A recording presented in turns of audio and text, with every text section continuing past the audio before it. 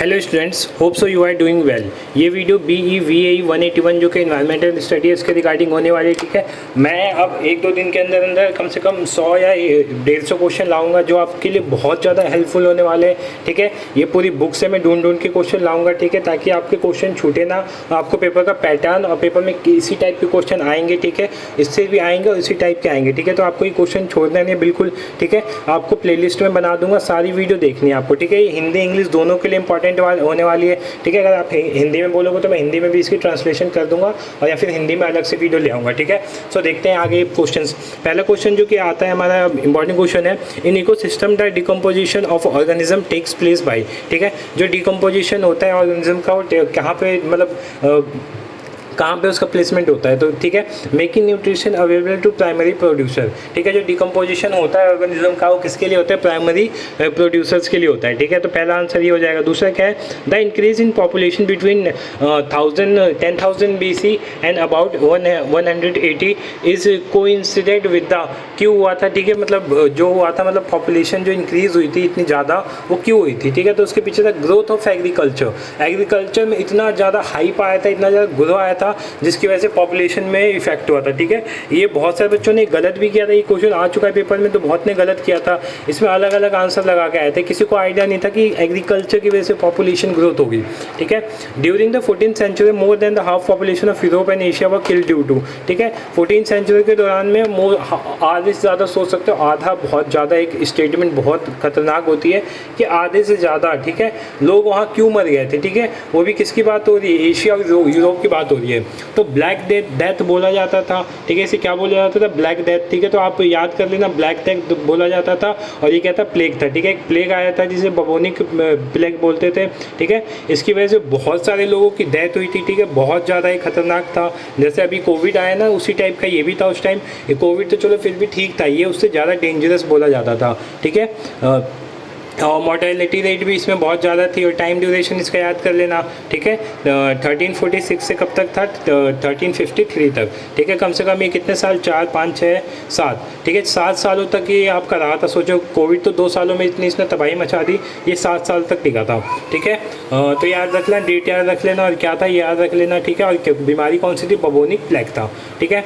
Genetic, देखो disease से question काफ़ी आते हैं इसमें, ठीक है। डिजीज़ का आपको नहीं छोड़ना। देखो डिजीज़ कितने टाइप के होते हैं, वैसे तो बहुत सारे इसके हम क्लासिफिकेशन कर सकते हैं। एक क्लासिफिकेशन होता है टाइम पीरियड के हिसाब से, ठीक है। शॉर्ट टाइम, लॉन्ग टाइम हो सकते हैं, ठीक है। एक होता है मतलब फैलने के इस पर, ठीक है, like communicable disease, non communicable disease, ठीक है। और जेनेटिक डिजीज़ भी होते हैं जो आपको अपने पेरेंट्स से, लाइक मुझे मान लो कलर ब्लाइंडनेस है, ठीक है, मुझे है कलर ब्लाइंडनेस, ठीक है। तो किसकी वजह से होता है वो? मैं मतलब मान लो मेरे पापा मम्मी या फिर मेरे दादा दादी, उनमें से किसी को होगा, इसलिए वो मुझे हुआ है, ठीक है। तो आपको लिस्ट याद करनी है। पेपर में ऑप्शन आ जाएंगे, उसमें से बोलेगा बताओ कौन सा है या कौन सा नहीं है। तो आपको सारे जेनेटिक डिजीज को एक लिस्ट बना लेनी है। यहाँ पे मैंने कुछ लिख रखे हैं। डाउन सिंड्रोम होता है, फ्रेजाइल एक्स सिंड्रोम होता है, ठीक है। क्लाइनफेल्टर सिंड्रोम होता है, ठीक है। ट्रिपल एक्स सिंड्रोम होता है, टर्नर सिंड्रोम होता है, ट्रिसोमी 18, ट्रिसोमी 13। तो ये सारे जेनेटिक डिजीज हैं, तो इनको आपको अच्छे से याद कर लेना है।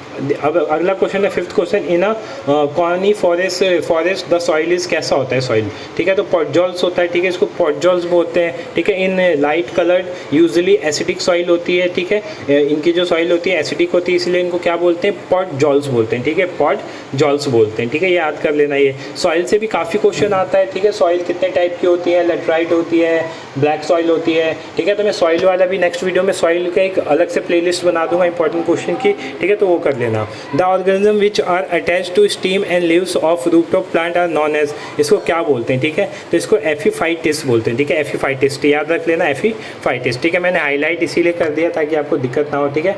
एफिफाइटिस बोलते हैं। नेक्स्ट क्वेश्चन है an estuary is transitional zone, क्या है? ट्रांजिशनल जोन रिप्रेजेंटिंग, क्या रिप्रेजेंट करता है ये, ठीक है। तो वाटर्स को रिप्रेजेंट करता है, क्या करता है? द वाटर, ठीक है। वाटर लेवल से भी 3 क्वेश्चन आए थे पिछली बार, 3 क्वेश्चन वाटर लेवल से, ठीक है। 3 ही 4 क्वेश्चन आए थे, ठीक है, वाटर से। लाइक अभी एक और क्वेश्चन दिखाऊंगा वाटर से आया था, ठीक है। तो ये क्वेश्चन आप देख लेना। नेक्स्ट है 8वां मेजर कॉज ऑफ डिफॉरेस्टेशन क्या होता है, ठीक है। डिफॉरेस्टेशन, जंगल कटे जा रहे हैं, उनके पीछे का रीज़न क्या है? पहला तो एग्रीकल्चर, दूसरा अनस्टेबल फॉरेस्ट मैनेजमेंट, ठीक है। मैनेजमेंट बहुत ख़राब है। माइनिंग हो गया, इंफ्रास्ट्रक्चर प्रोजेक्ट हो गया, increase fire incident and intensity. तो ये सारे हैं, ठीक है। इनमें से जो ऑप्शन में आपको दिखा उस पर टिक लगा लेना। सबसे ज़्यादा क्या मेजर कॉज है, एग्रीकल्चर, दूसरा मैनेजमेंट फॉरेस्ट का, तीसरा माइनिंग, फिर प्रोजेक्ट्स, ठीक है। ये 4 सीरीज वाइज याद कर लेना आप, ठीक है, क्योंकि एग्रीकल्चर की वजह से लोग ज़मीन को काट के वहाँ खेती कर रहे हैं ताकि पैसे मिले। नेक्स्ट है how much water on earth is really accessible for human use, हमारे उस पर जो भी वाटर है उसका कितने % हम यूज़ कर सकते हैं। तो इसका आंसर बहुत शॉकिंग है, 1% होगा, ठीक है, 1%, ठीक है। The soil which is low in organic matter, देखो सॉइल वाला 2 क्वेश्चन हो गए ना, और ये प्रीवियस ईयर क्वेश्चन उठाए मैंने अभी, ठीक है। तो कौन सा होता है ऑर्गेनिक मैटर जो बहुत ज़्यादा लो फर्टिलिटी होती है इंडिया में, लेटराइट सॉइल, ठीक है, लाल मिट्टी भी बोलते हैं इसको, ठीक है। Conventional source of energy, source of energy भी आपको याद कर लेना है, ठीक है। 2 टाइप के होते हैं, कन्वेंशनल और नॉन कन्वेंशनल। कन्वेंशनल क्या होता है, जो ख़त्म हो सकता है, ठीक है, और नॉन कन्वेंशनल जो ख़त्म नहीं होते हैं। कन्वेंशनल में भी 2 होते हैं, कमर्शियल, नॉन कमर्शियल, और नॉन कन्वेंशनल में तो एक ही होता है, बायो हो गया, सोलर हो गया, ये सब क्या होते हैं, ख़त्म नहीं होते। लाइक हवा कभी ख़त्म नहीं होगी, बायो ख़त्म नहीं होगा, सोलर सिस्टम कभी ख़त्म नहीं होगा, टिंडल एनर्जी ख़त्म नहीं होगी, ठीक है। तो ये सारी चीज़ें हैं, ये होते हैं नॉन कन्वेंशनल, ठीक है। आपको याद रखना है, बहुत इजी क्वेश्चन इसका बन के आता है, ठीक है, और एक क्वेश्चन इस बार भी बनेगा, इसकी 100% गारंटी मैं देता हूँ, ठीक है। नेक्स्ट क्वेश्चन देखते हैं, the main source of water for lake and river, lake और रिवर के लिए वाटर का मैंने बताया था ना, वाटर वाले उससे क्वेश्चन बनेंगे, ठीक है। तो क्या होता है, रेन फॉरेस्ट होता है, ठीक है, रेन होता है, रेन इनका सबसे ज़्यादा मेन सोर्स होता है, रेन से इनकी पानी मिलता है लेक्स और रिवर को। The most effective treatment of alkali soil is to apply, ठीक है। अल्कली सॉइल जो होता है, देखो सॉइल से क्वेश्चन काफ़ी ज़्यादा पूछे जाते हैं, ठीक है, तो कर लेना आप अच्छे से सॉइल। ऑर्गेनिक मैटर और कंपोजिशन, कंपोस्ट, ठीक है, ऑर्गेनिक मैटर जो होता है, कंपोस्ट होता है, वो सबसे बेस्ट इसका ट्रीटमेंट होता है किसका, अल्कली सॉइल का।